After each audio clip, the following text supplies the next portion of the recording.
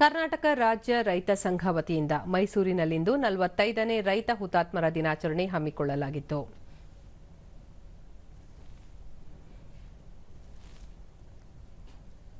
ಜೊತೆಗೆ ಸರ್ಕಾರಕ್ಕೆ ಸಮಸ್ಯೆಗಳೊಂದಿಗೆ ಇವತ್ತು ಕಾರ್ಯಕ್ರಮ ಹಮ್ಮಿಕೊಂಡಿದ್ದೇವೆ. ಸ್ವೀಕರಿಸುತ್ತೇವೆ.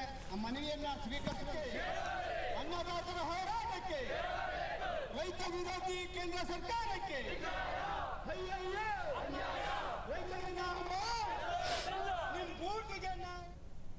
ಈ ವೇಳೆ ರೈತ ಮುಖಂಡ ಮಂಕಯ್ಯ, ನೆಲೆ, ಜಲ, ಭಾಷೆ ಸೇರಿದಂತೆ ಹಲವು ವಿಚಾರಗಳಲ್ಲಿ ರೈತ ಸಂಘಟನೆ ಸದಾ ಬೆಂಬಲ ನೀಡುತ್ತಾ ಬಂದಿದೆ.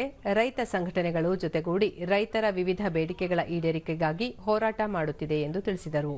ಎಲ್ಲ ಒಂದು ನೊಂದವರ ಪರ ನಾವು ಹೋರಾಟಗಳನ್ನು ಮಾಡ್ತಾ ಇದ್ದೀವಿ. ಇವತ್ತು ನಿಲ್ಲಿಸಿಲ್ಲ, ಮುಂದೆನೂ ಸಹ ಈ ಒಂದು ನೊಂದವರ ಪರ ನಾವು ಹೋರಾಟ ಮಾಡ್ತೀವಿ ಅಂತ ಹೇಳಿ ಈ ಸಂದರ್ಭದಲ್ಲಿ ಹೇಳಲಿಕ್ಕೆ ನಾನು ಇಷ್ಟಪಡ್ತಾ ಇದ್ದೀನಿ.